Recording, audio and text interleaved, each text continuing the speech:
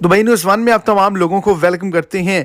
आज के दिन अचानक यूएई के अंदर रेड अलर्ट को जारी कर दिया गया है और यूएई के तमाम एयरपोर्ट्स पर, इसके अलावा अबू धाबी के अंदर और दुबई के अंदर रेड अलर्ट को एक बड़ी इमरजेंसी को नाफज कर दिया गया है और एक बहुत ही बड़े खतरे को जाहिर किया गया है। आज जुमेरात से इतवार तक मुकम्मल तौर पर यूएई के तमाम दाखिली खारजी रस्तों को बंद किया जा रहा है। इसके पीछे क्या वजूहात हैं, वीडियो की तफसीलात को जानने के लिए वीडियो को एंड तक देखें ताकि आपको तमाम डिटेल की अच्छे से समझ आ सके। और अगर इस चैनल पर आप फर्स्ट टाइम है तो लाजमी से चैनल को सब्सक्राइब करें, वीडियो को लाइक करें और अपने दोस्तों तक इसको ज्यादा से ज्यादा शेयर करें।